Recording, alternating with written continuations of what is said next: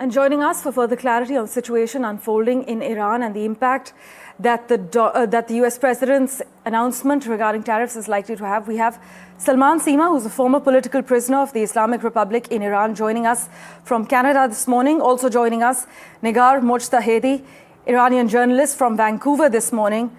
Thank you so much for making time for us. Salman Sima, to you first. You've understood Iran's prison system. You've seen it up close. From what you're hearing right now, from what we're seeing, are these protests fundamentally different from past uprising? Or is the regime way more vulnerable this time around, considering the comments coming in from Mr. Khamenei as well? So, regime has been always violent. Regime has been always oppressing the people of Iran for 47 years. And I just wanted to correct one of your number.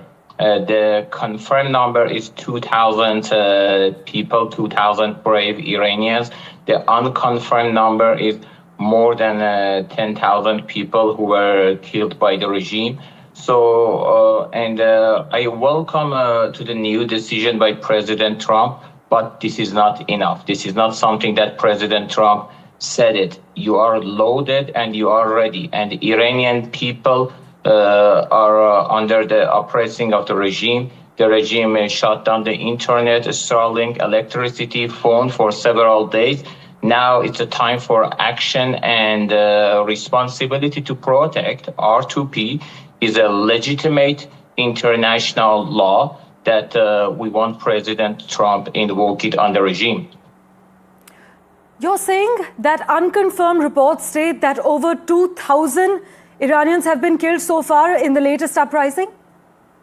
I said that confirmed report by BBC is 2,000 people. Since BBC is a fake news, when BBC said that 2,000 people, and I have friends, I have family members on the ground, so unconfirmed report with the footage, with the horrific footage, with the bravery of the Iranian youth that we saw it on the street.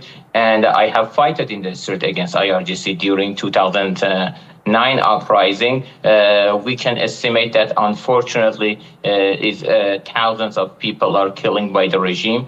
And I don't buy the number from Amnesty International or the other human rights organization that they have a bias when it comes to Iranian patriots.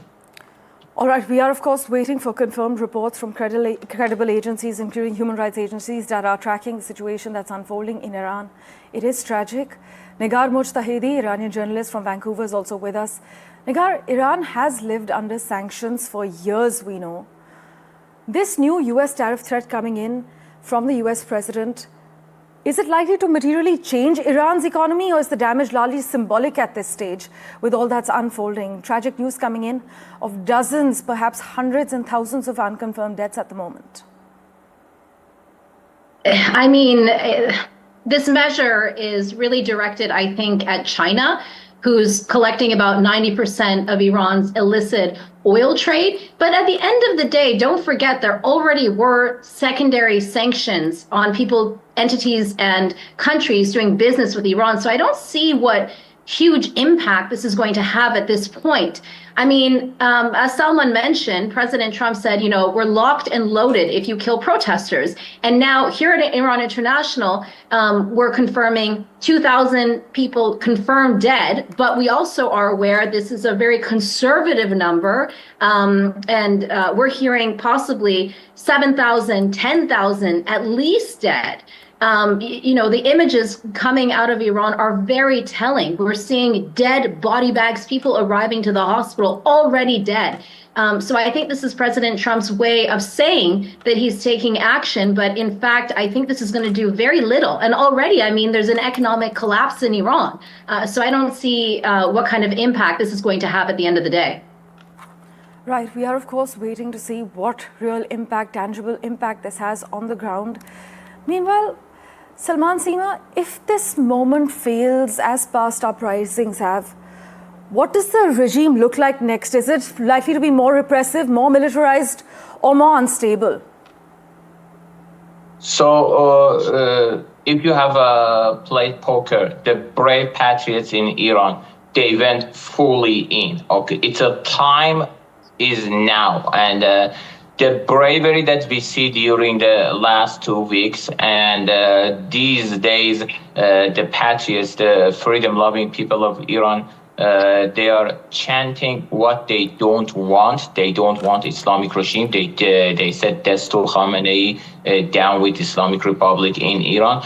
And also they are saying what they want. And they are chanting the name of their leader, the name of their Shah, Reza Shah II, the son of the Shah of Iran. So this is a very crucial time, and unfortunately, any delay to invoke R2P responsibility to protect, it will cause to losing more life.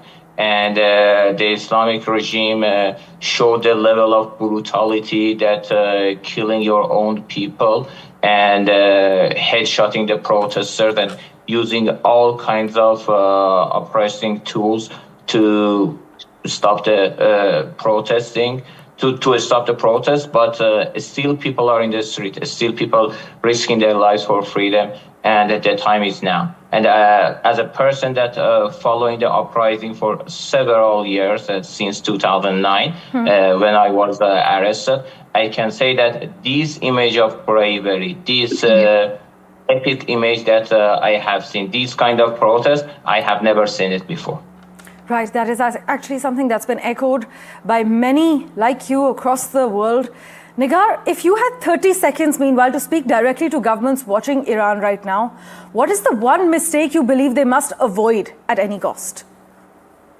Though not doing anything, right? I mean, the people of Iran need help, and they need help now. This has gone beyond a protest movement. This has even gone beyond a revolution at this point. This is essentially the Islamic Republic of Iran waging a war on its own people. They are using live ammunition, military-grade equipment on people. There's a complete digital blackout.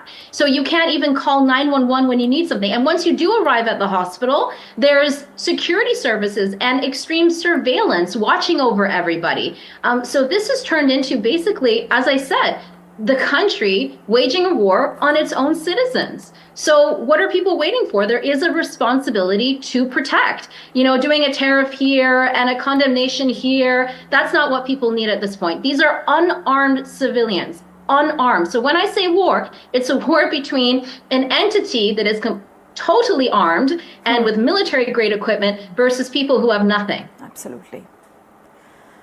Well, Negar Mojtahedi, thank you so much for joining us. Salman Sima, thank you for your time.